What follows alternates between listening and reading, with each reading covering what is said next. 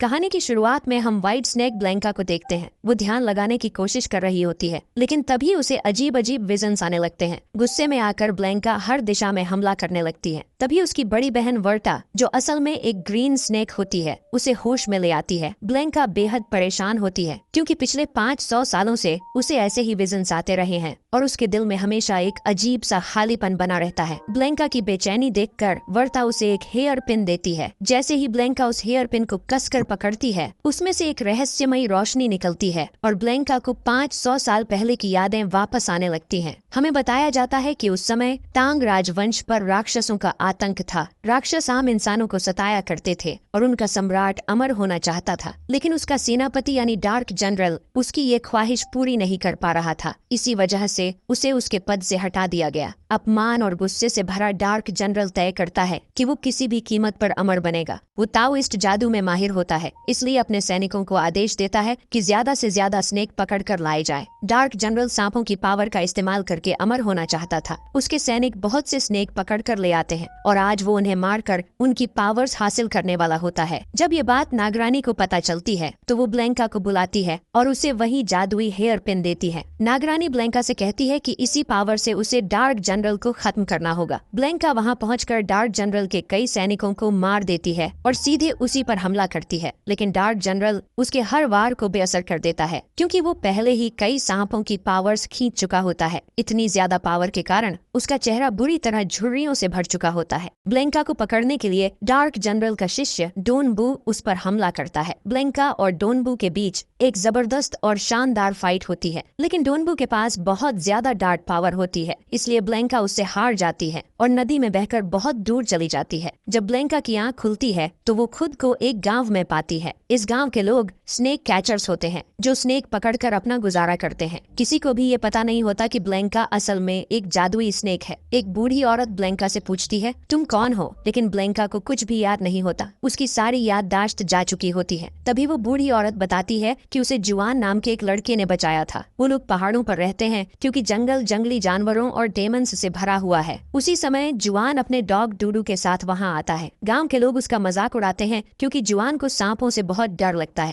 इसी वजह से वो कभी स्नेक नहीं पकड़ता। वो सिर्फ जंगल से जड़ी बूटियां इकट्ठा करता है। बूढ़ी औरत जुआन से कहती है कि जिस लड़की को वो लाया था उसे कुछ भी याद नहीं है। जुआन ब्लैंका के पास जाता है और कहता है कि वो उसे उस जगह ले जाएगा जहाँ उसे मिला था। शायद वहाँ से उसकी याददाश्त लौट आए। रास्ते में ब्लैंका जुआन से पूछती है कि वो स्नेक क्यों पकड़ता है। जुआन बताता है कि वो लोग डार्क जनरल के लिए स्नेक पकड़ते हैं क्योंकि बदले में उन्हें पैसे मिलते हैं। अचानक डूडू फिसल कर नीचे गिरने लगता है, लेकिन ब्लैंका अपनी पावर का इस्तेमाल करके उसे बचा लेती है। ये देखकर जुआन हैरान रह जाता है कि ब्लैंका जादू जानती है, लेकिन डूडू इतना डर जाता है कि वो वापस गांव चला जाता है। जुआन ब्लैंका को झरने के पास बने अपने छोटे से घर में ले जाता है। वहाँ वो ब्लैंका से पूछता है कि उसे जादू कैसे आता है। ब्लैंका जवाब देती है कि उसे खुद कुछ भी याद नहीं है। जुआन उसे बताता है कि वो जड़ी बूटियों से दवाइयाँ बनाता है ताकि उसे स्नेक न पकड़ने पड़े। फिर वो बताता है कि ब्लैंका उसे एक ऊंची चट्टान के ऊपर मिली थी। जब ब्लैंका उस चट्टान पर जाती है तो उसे फिर से विजन्स आने लगते हैं। वो देखती है कि नागरानी ने ही उसे डार्क जनरल को मारने के लिए भेजा था और वही जादुई हेयर पिन दिया था। साथ ही डार्क जनरल की धुंधली सी यादें भी उसके जहन में लौट आती हैं। ब्लैंका होश में आ जाती है, लेकिन वो ये सारी बातें जुआन को नहीं बताती। जुआन ब्लैंका को घुमाने के लिए अपने साथ ले जाता है। खुले आसमान के नीचे पहाड़ों और जंगलों के बीच ब्लैंका को ये सब देखकर बहुत अच्छा लगने लगता है, लेकिन तभी ब्लैंका महसूस करती है कि कई सारे स्नेक उनका पीछा कर रहे हैं। अचानक एक स्नेक जुआन पर हमला कर देता है। ब्लैंका बिना एक पल गवाए अपनी पावर से उस स्नेक पर वार करती है और जुआन की जान बच जाती है, लेकिन इसी दौरान जुआन का पैर फिसल जाता है और वो एक ऊंची चट्टान से नीचे गिरने लगता है। तभी वहाँ जमीन में गड़ा हुआ ब्लैंका का वही जादुई हेयर पिन जुआन को थाम लेता है। हेयर पिन की वजह से जुआन की जान बच जाती है। जैसे ही ब्लैंका उस हेयर पिन को छूती है, उसे जोरदार विजन्स आने लगते हैं। वो देखती है कि इसी हेयर पिन ने पहले भी उसकी जान बचाई थी, लेकिन विजन्स इतने तेज होते हैं कि ब्लैंका बेहोश होकर नीचे गिर जाती है। जुआन उसे बचाने के लिए दौड़ता है, लेकिन तभी वो देखता है कि वहाँ डार्क जनरल के 2 सैनिक पहुँच चुके हैं। उन्हें पता था कि डार्क जनरल पर हमला ब्लैंका ने ही किया था। वो दोनों ब्लैंका को मारने की कोशिश करते हैं, लेकिन जुआन हिम्मत दिखाता है, उन दोनों सैनिकों से लड़ता है और किसी तरह ब्लैंका को बचाकर उसे अपने घर ले आता है। घर पहुंचकर जुआन उस हेयर पिन को गौर से देखने लगता है। उसे लगता है कि इसी हेयर पिन की वजह से ब्लैंका बेहोश हुई थी। तभी ब्लैंका होश में आती है और जुआन से कहती है, हेयर पिन और मैं दोनों किसी तरह से जुड़े हुए हैं। मुझे लगता है इसमें जादू है, लेकिन मुझे नहीं पता कि इसका इस्तेमाल कैसे करना है। तभी ब्लैंका की नजर हेयर पिन पर लिखे शब्दों पर जाती है। उस पर प्रेशियस जेड लिखा होता है। जुआन बताता है कि प्रेशियस जेड योंगजोउ के बाहर बनी एक मशहूर वर्कशॉप है। अगर हमें हेयर पिन का सच जानना है तो हमें वहां जाना होगा। लेकिन तभी दोनों देखते हैं कि डार्क जनरल के सैनिक गांव की तरफ बढ़ रहे हैं, क्योंकि जुआन ने उनके 2 सैनिकों को मार दिया था। ये देखकर जुआन कहता है,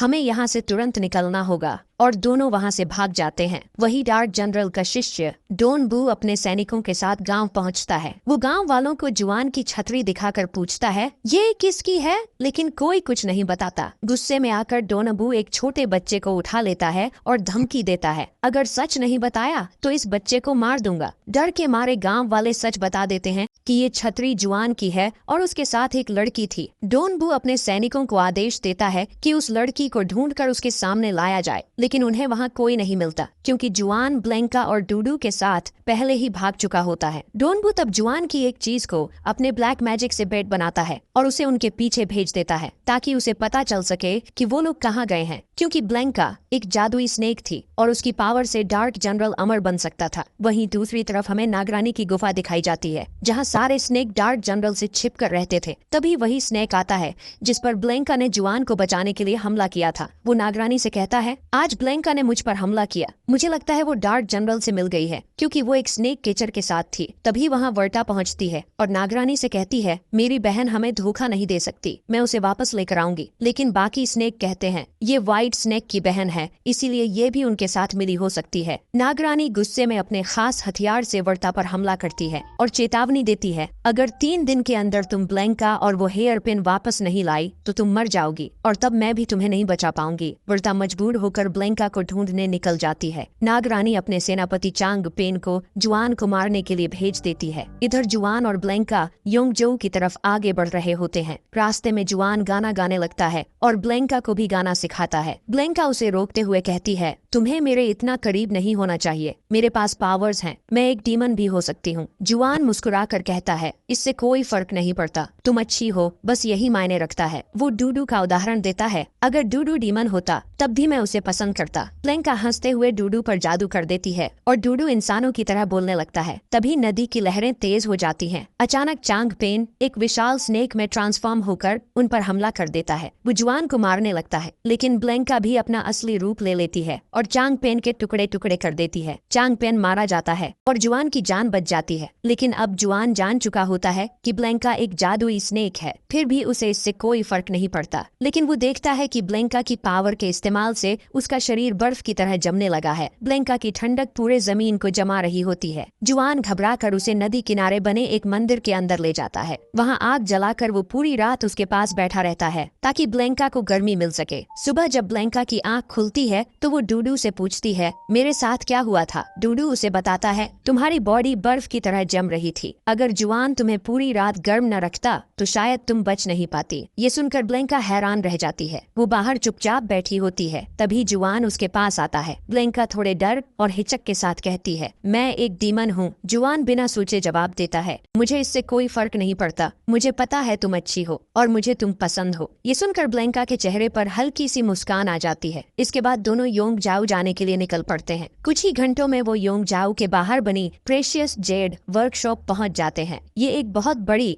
और रहस्यमयी जादुई वर्कशॉप होती है। इस वर्कशॉप की मालकिन एक फोक्स डीमन होती है, जो हर तरह के जादुई हथियार बनाती है। जुआन फोक्स डीमन से उस हेयर पिन के बारे में पूछता है। फोक्स डीमन उन्हें एक सीक्रेट जगह पर ले जाती है और सच्चाई बताती है, ये हेयर पिन ब्लैंका का नहीं है, ये किसी और का है। इस जादुई हेयर पिन की मदद से किसी की भी पावर्स छीनी जा सकती हैं और वो सारी पावर्स इसके मालिक के पास चली जाती है। फोक्स डीमन कहती है, इसके असली मालिक ने तुम्हें इसे इस्तेमाल करने की इजाजत दी थी, इसी वजह से तुम इसे कंट्रोल कर पा रही थी, लेकिन इसी हेयर पिन के इस्तेमाल से तुम्हारी याददाश्त चली गई थी। जुआन पूछता है, क्या आप जानती हैं इसका असली मालिक कौन है? फोक्स डीमन जवाब में एक स्नेक सेल उन्हें देती है। ब्लैंका और जुआन वो सेल लेकर वहाँ से निकल जाते हैं। रास्ते में अचानक एक बहुत बड़ा सांप उनकी तरफ बढ़ता हुआ दिखाई देता है। असल में वो ग्रीन स्नेक वर्टा होती है। वर्टा जुआन के हाथ में स्नेक पकड़ने वाला हथियार देखकर उस पर हमला कर देती है, लेकिन ब्लैंका जुआन को बचा लेती है और वर्टा पर पलट कर वार करती है। तभी ब्लैंका को सब याद आ जाता है। वो पहचान जाती